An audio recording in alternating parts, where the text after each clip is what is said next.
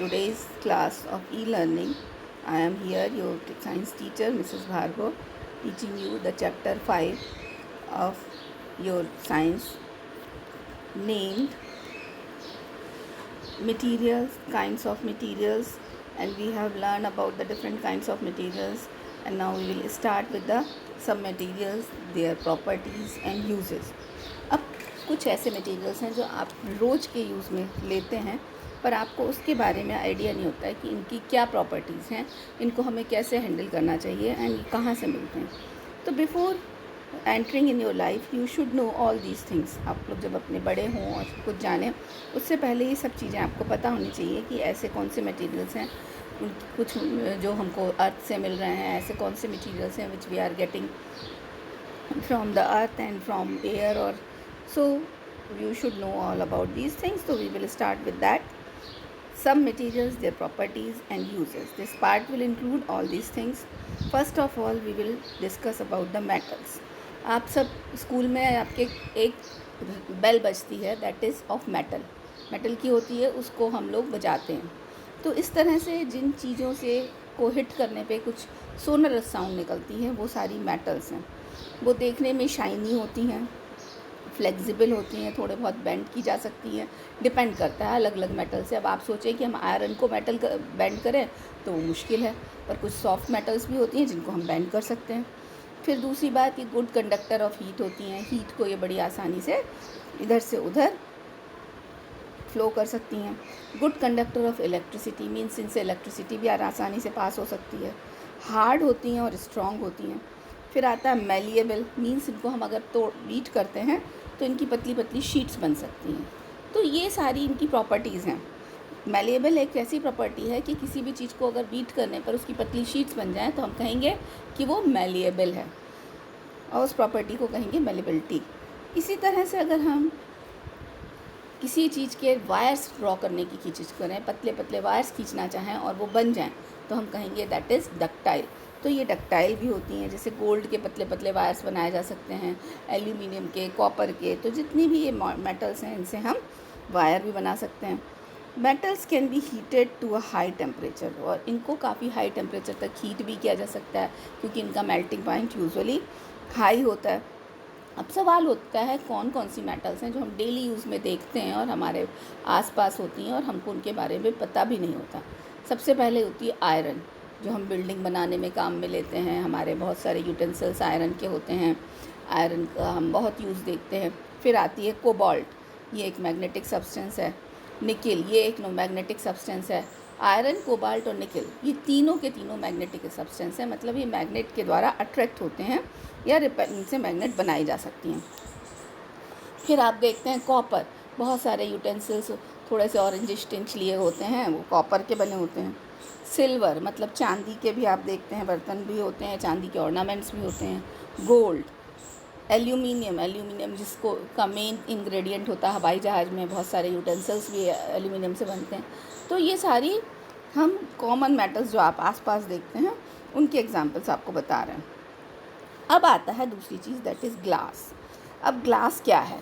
Glass भी एक shiny, smooth, hard और नॉन फ्लेक्सिबल है. उसको नहीं हम मोड़ नहीं सकते, कर नहीं सकते, फ्लेक्सिबिलिटी नहीं होती. हार्ड होता है और कभी कभी थोड़ा स्मूथ भी होता है, चिकना होता है सरफेस.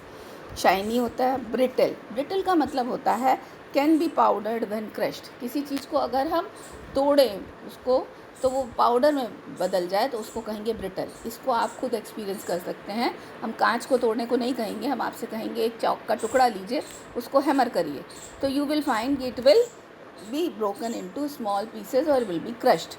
तो ये प्रॉपर्टी क्या हुई? ब्रिटलनेस. फिर आता है ग्लास.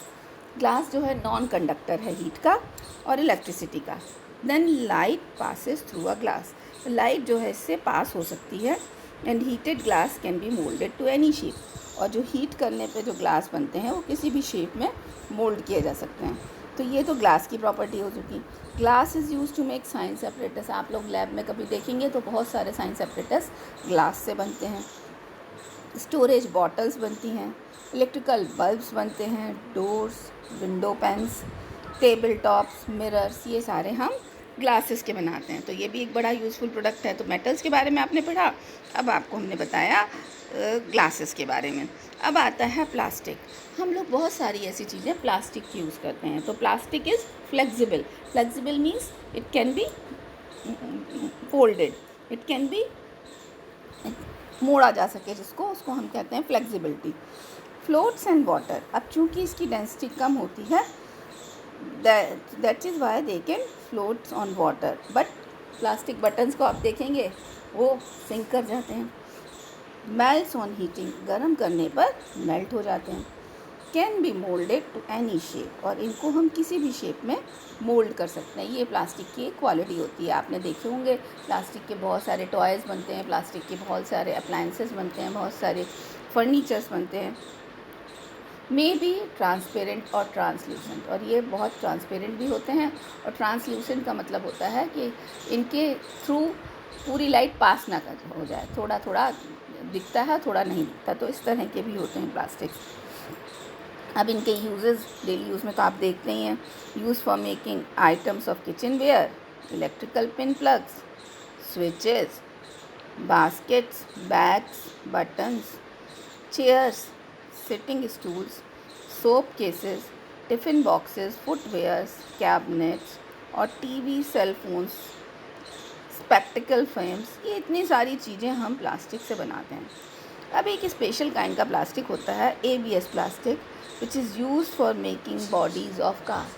आजकल जो है कार्स को बनाने के लिए भी बहुत सारे प्लास्टिक्स यूज़ होते हैं। Then comes the water. Properties of water, ये हमने अभी प्लास्टिक के बारे में पढ़ा। इसके बाद आता है properties of water. Water has no shape of its own, उसका अपना कोई शेप नहीं होता। ये कलरलेस होता है। फ्लोज कैन बी पोर्ड, और गिराने पर बहता है। ओडरलेस होता है। Acquires the shape of the vessel in which it is poured, और उस वेसल का शेप ले लेता है जिसमें इसको डाला जाता है। तो इस तरह से ग्लास के भी बहुत सारे यूजेस हैं। उसके बाद आता है properties of materials. We have gone through the different materials and their uses. This study gives us an idea about the different properties of different kind of materials and accordingly the use of the material. उसके बाद आपको उनके कैसे use करना चाहिए, कैसे होते हैं डिफरेंट मटेरियल्स, कैसे दिखते हैं, ये सब हम लोग नेक्स्ट वीडियो में पढ़ेंगे। Till that okay.